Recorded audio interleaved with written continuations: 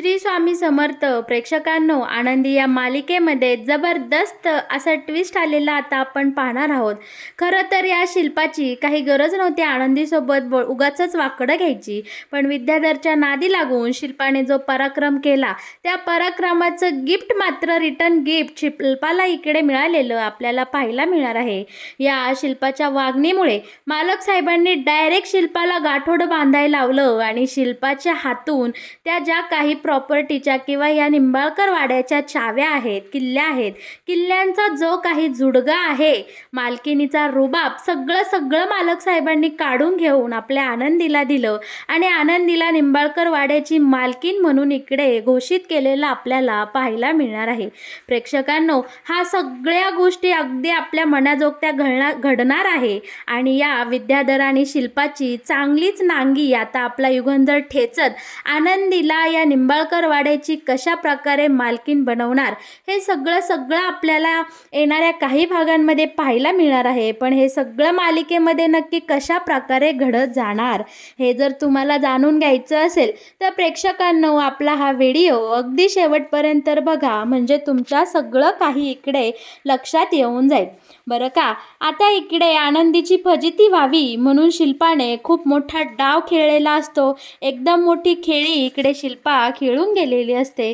विद्याधरच्या नादी लागून आता शिल्पाने आनंदीला, युगंधरने आधीच बजावून सांगितलं होतं की आनंदीला छानपैकी महाराष्ट्रीयन पद्धतीने तयार कर, सुंदरपैकी साडी नेसव आणि एकदम आपला मराठी ठसकेदार लुक आनंदीला दे आणि त्या कार्यक्रमाला तू आनंदीला तयार कर, असं आपल्या मालक साहेबांनी शिल्पाला एकदम स्पष्टपणे बजावून सांगितलं असतानाही शिल्पाने इकडे विद्याधरच्या नादी लागून माती खाल्लेली आपल्याला पाहायला मिळणार आहे. तिने मुद्दामून आनंदीला इकडे वेस्टर्न ड्रेस घातलेला असतो आणि त्या कार्यक्रमासाठी पाठवून दिलेला आपण इथे पाहणार आहोत. आपली आनंदी अशा वेस्टर्न ड्रेसमध्ये इकडे एवढ्या मोठ्या इव्हेंट शोला आल्यामुळे तिला खूप लाजल्यागत होत असतं. ती खरं तर गाडीतून उतरायला नाही म्हणत असते, पण मालक साहेबांच्या आग्रहाखातर मालक साहेबांनी आवाज देतात. आनंदी संपूर्ण मीडियासमोर या ड्रेसमध्ये आलेली असते बरं का. आणि सगळेजण आनंद इकडे अगदी भूत पाहिल्यासारखे पाहू लागलेले असतात, कारण एकतर एवढ्या मोठ्या कार्यक्रमाचा ड्रेस कोडच असतो की महाराष्ट्रीयन पद्धत. आपल्या महाराष्ट्राची शान असलेली आपली मराठी परंपरा साता समुद्रापलीकडे झळकली आहे युगंधरच्यामुळे. त्यासाठी इकडे सगळ्यांनी या कार्यक्रमाचा ड्रेस कोड अगदी आपला महाराष्ट्रीयन लुक ठेवलेला असतो. त्यात आनंदी हे असा वेस्टर्न गाऊन घालून आलेला पाहून सगळे पत्रकार, तिथे जमलेले सगळे उपस्थित मंडळी आपल्या आनंदीला नावं ठेवायला टपलेले असतात बरं का. आता आनंदीला या वेशात पाहून सगळेजण चकित झालेले असतात. सगळ्यांचे डोळे इकडे वटारलेले असतात आणि कॅमेऱ्यामध्ये माईला हे असं दिसतं तर माई बोलते की नक्की तिथं काय झालं आहे. सगळे लोक भूत पाहिल्यासारखं आपल्या आनंदीकडे का बरं बघत आहे, नक्की काय झालं आपल्याला मोठ्या स्क्रीनवर पाहिल्याशिवाय कळणार नाही. आणि आपला युगंधरने सुद्धा आनंदीला या वेशात पाहून त्यालाही खूप राग आलेला असतो. त्याचा रागाचा पारा एकदम चढलेला असतो. तो आनंदीजवळ जातो आणि आनंदीला बोलतो की आनंदी, हे काय घालून आली आहेस तू? अगं, इतर वेळेस साड्या घालती आणि आज काय हे बुजगावण्यागत ड्रेस घालून आलीस? तुझ्यामुळे तुला कळतंय का आपल्या निंबाळकर घराण्याची इज्जत किती धुळीला मिळणार आहे? मी इकडं तुझं पत्रकारांसमोर वर्णन करतोय की तू सुंदर पद्धतीने साडी घालून येशील, तुझा लुक पाहण्यासारखा असेल आणि खरंच तुझ्याकडे सगळ्यांच्या नजरा वेधल्या आहेत. तू आज पाहण्यासारखीच वेगळी दिसत आहे सगळ्यांमध्ये. आनंदीला एकतर या ड्रेसमध्ये कम्फर्टेबल वाटत नसतं. तीही कशी बशी बुजल्यागत गाडीतून उतरलेली असते आणि इकडे आता सगळ्या पत्रकारांचे प्रश्न आनंदीवर इकडे फिरलेले असतात आणि सगळेजण बोलत असतात की मालक साहेब, तुमची बायको हे काय घालून आली आहे? तिला एवढा साधा सेन्स नाही का? इथे ड्रेस कोड काय आहे आणि ती नक्की काय घालून आली आहे?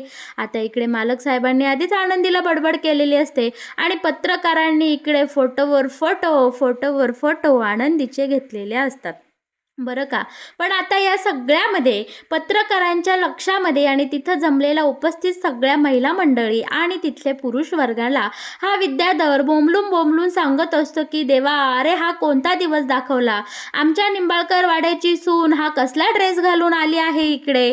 या ड्रेसची कोड काय? हा ड्रेस कशासाठी हिने इथं घातला? आपल्या महाराष्ट्राची शान या बाईने धुळीस मिळवली आहे. या आनंदीने काय केलं? पांडुरंगा, कसला रे बाबा हा दिवस दाखवला. असं इकडे युगंधर नको नको ते शब्द बोलून मुद्दामून इथल्या पत्रकारांना आणि इथं जमलेल्या सगळ्या आयोजकांना आणि तिथल्या महिला मंडळींना हा उचकून देत असतो की तुम्ही आनंदीला काहीतरी बोला, तिला या इव्हेंटमध्ये सहभागी होता येणार नाही असं काहीतरी बोला. बरं का प्रेक्षकांनो, अगदी या विद्याधरच्या मनासारखं इथे झालेलं असतं आणि लगेच तिथल्या बायका, महिला मंडळी आणि तिथले पुरुष वर्ग शिवाय तिथे उपस्थित असलेले सगळे पत्रकार आनंदीला बोलू लागलेले असतात की मालक साहेब, तुमच्या बायकोने असा काय ड्रेस घातला आहे, ती या ड्रेसमध्ये इथं आली, तिने आमचा सगळ्यांचा अपमान केला आहे, इथं जमलेल्या या सगळ्या लोकांचा ह्या मुलीच्या वागण्यामुळे अपमान झालेला आहे, त्यामुळे तुमच्या बायकोला आनंदीला आम्ही या कार्यक्रमात येऊन देणार नाही, तिला आत्ताच्या आत्ता घरी परत जायला सांगा, आम्ही तिला आतमध्ये घेणार नाही म्हणजे नाही. इकडे मालक साहेब सगळ्यांचे एक एक शब्द ऐकत असतो आणि विद्याधरने केलेला तमाशाही शांतपणे फक्त ऐकून घेत असतो. शिल्पा मात्र स्क्रीनवर या सगळ्या प्रकरणाची भरपूर मजा घेत असते. तिला इतका आसुडे आनंद झालेला असतो काय सांगू. अगदी तिने आणि विद्याधरने जो प्लॅन केलेला असतो तो यशस्वीरित्या इथे पार पडल्यामुळे शिल्पा तर खूप खुश असते, पण आपल्या माई आणि बापूला मात्र शिल्पाचं हे वागणं पटलेलं नसतं. ते दोघेही आता हॉलमध्ये निघून येतात आणि शिल्पाला इतकी भरमसाठ बडबड करतात की प्रेक्षकांनो त्याला काही तोडच नसते. माई बोलते की अगं शिल्पा, अजून किती खालच्या तराला उतरणार आहेस, तुझ्या या क्रूर आणि अहंकारापायी तू आपल्या घराण्याची इज्जत घालवलीस. अगं आनंदी तिथं फक्त युगंधरची बायको म्हणून नाही तर या निंबाळकर वाड्याची, या निंबाळकर घराण्याची सून म्हणून तिथं गेली होती. निदान आपल्या युगंधरच्या इज्जतीचा, इब्रतीचा तरी तू विचार करायचास. कसला आसुडे आनंद मिळवलास आनंदीला या कपड्यामध्ये तिकडे पाठवून. अगं तुझ्यावर विश्वास ठेवून मी चूक केली का. इकडे माई एक तोंडाला येईल ते सगळं इकडे शिल्पाला बोलून दाखवत असते, पण शिल्पा मात्र यावर फक्त आणि फक्त हसत असते, कारण तिला खरंच खूप आनंद झालेला असतो. आता वेळ आलेली असते शिल्पा बोलण्याची. शिल्पा बोलते, माई त्या पृथ्वीच्या इव्हेंटमध्ये या दीड डंबडीच्या बाईसोबत तुम्ही मला चालायला लावलं आणि आज तर कहर म्हणजे तुम्ही मला तिचा मेकअप करायला लावला. असली भिकारडी गरिबाची माणसं मला आवडत नाही. मी त्या आनंदीचा तिरस्कार करते आणि तुम्ही माझ्याकडून अपेक्षाच कशी केली की मी तिचा मेकअप करावा आणि मी तयार करावं. अहो तिची लायकी तरी आहे का माझ्या सावलीला उभी राहायची. मला ती बाई बिलकुल आवडत नाही, मला आनंदी आवडत नाही, म्हणूनच मी या सगळ्याचा आज बदला घेतला आणि तिचं चांगलीच जिरवली. तिला मुद्दामून या वेस्टर्न ड्रेसमध्ये पाठवलं, कारण मला युगंधरने चांगलंच सांगितलं होतं की त्या कार्यक्रमासाठी फक्त आणि फक्त महाराष्ट्रीयन लूक हवा आहे. आज माझ्या मनाला शांती मिळाली आहे. आनंदीची ही नाचक्की पाहून मला खूप छान वाटत असते.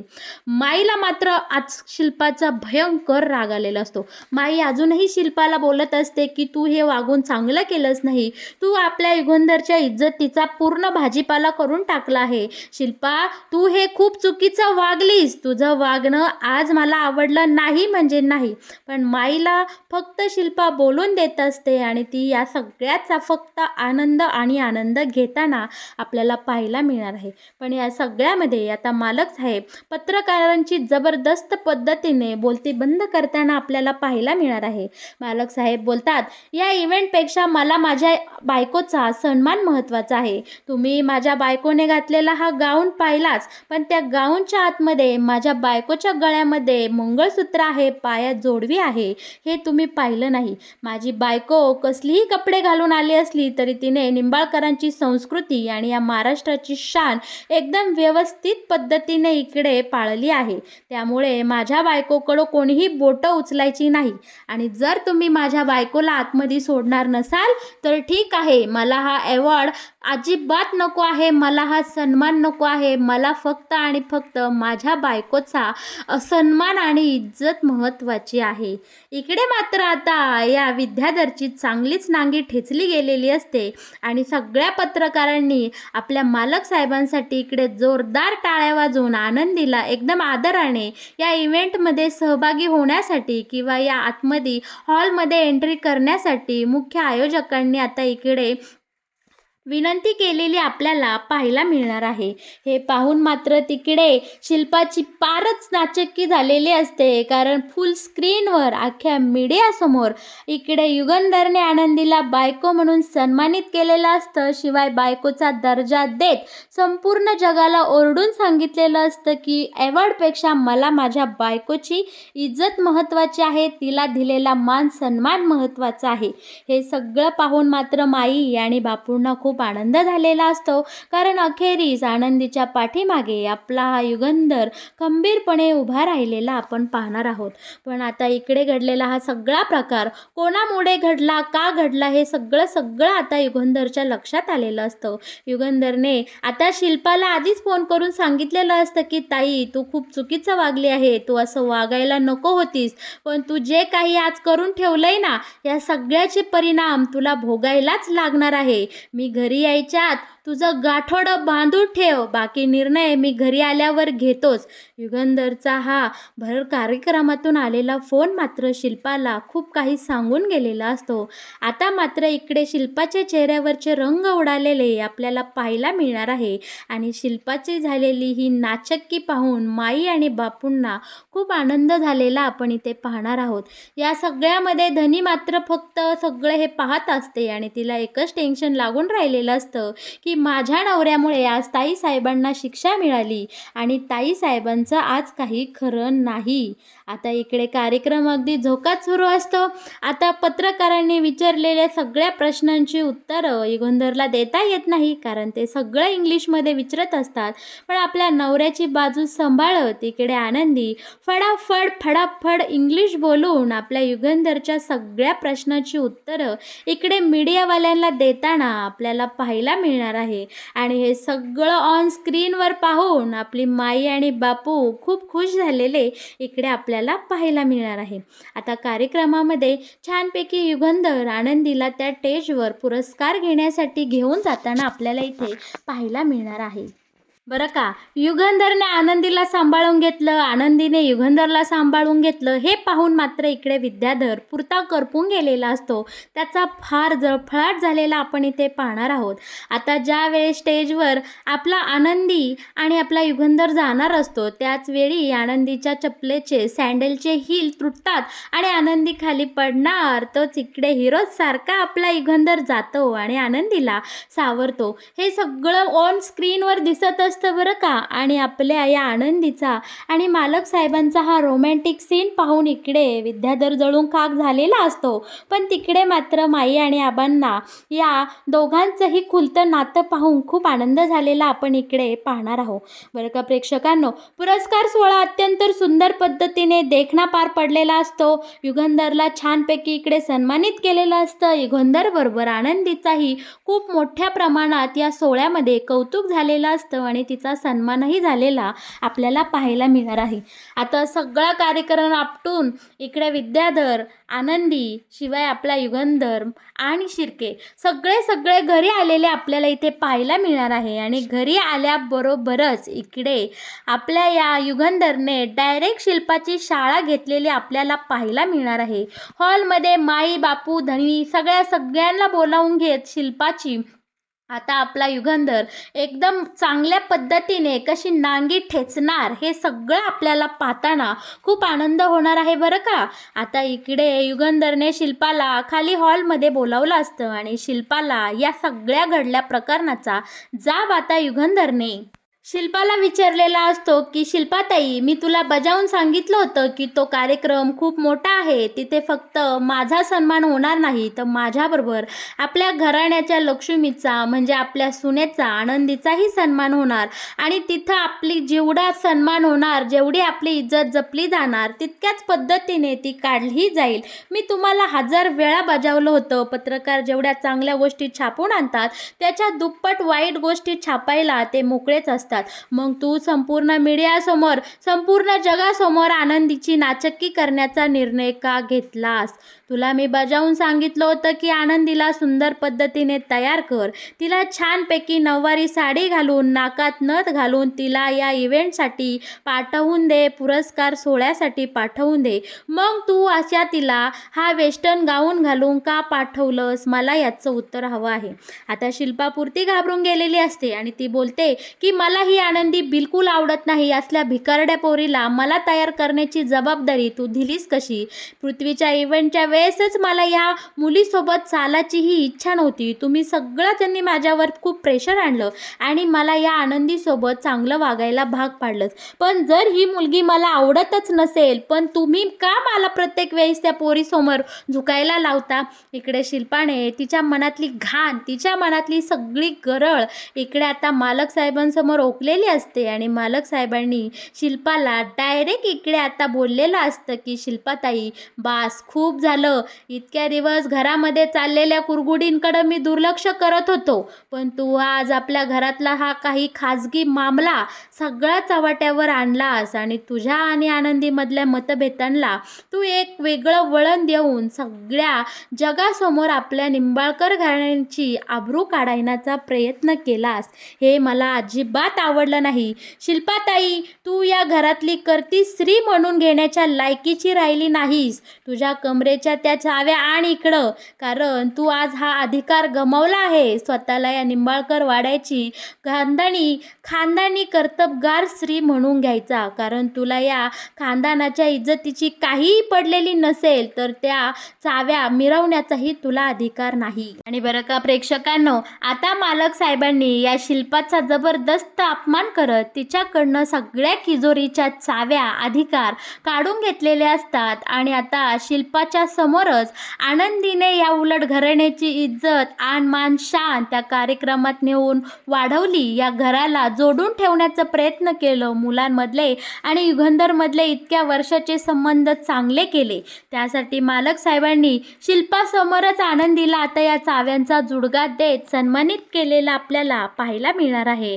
आणि अशा प्रकारे विद्याधरच्या तोंडून निघालेले शब्द खरे ठरलेले आहेत. आता शिल्पाच्या जवळच्या चाव्यांचा जुडगा, या घराची मालकी हक्क काढून घेत तो आनंदीला देत युगंधरने सांगितलेलं असतं की आनंदी हीच या घराची मालकीन बाई आहे. हे सगळं पाहून मात्र इकडे विद्याधर आणि आपली शिल्पाताई शिवाय धनश्री या सगळ्यांची इकडे बोलती बंद झालेली असते. त्यांच्या चेहऱ्यावर 12 वाजलेले असतात. या उलट माई आणि बापू यांना आनंदाने नाचू की काय अशा भावना आलेल्या इथे आपण पाहणार आहोत. तर मग प्रेक्षकांनो, कसा वाटला तुम्हाला आनंदी या मालिकेत येणारा हा नवीन ट्विस्ट? या मालिकेचे असेच नवनवीन अपडेट जर तुम्हाला सगळ्यात आधी जाणून घ्यायचे असतील तर तुम्ही आपल्या या व्हिडिओला नक्की लाईक करा आणि हो, आपल्या चॅनलला सबस्क्राईब केल्याशिवाय अजिबात कुठे जाऊ नका. धन्यवाद.